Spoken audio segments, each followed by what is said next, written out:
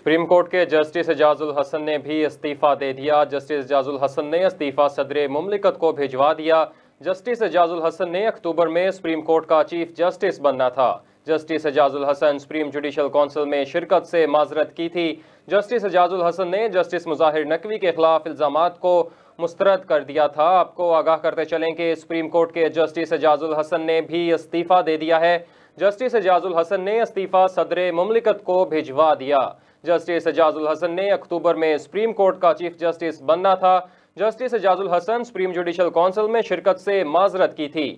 Justice اعجاز الحسن نے justice مظاہر نقوی کے خلاف الزامات کو مسترد کر دیا گیا تھا۔ آپ کو اہم خبر سے آگاہ کریں کہ سپریم کورٹ کے جسٹس اعجاز الحسن نے بھی استعفیٰ دے دیا ہے۔ جسٹس اعجاز الحسن نے استعفیٰ صدر مملکت کو بھجوا دیا۔ جسٹس اعجاز الحسن نے اکتوبر میں سپریم کورٹ کا چیف جسٹس بننا تھا۔ جسٹس اعجاز الحسن سپریم جوڈیشل کونسل میں شرکت سے معذرت کی تھی۔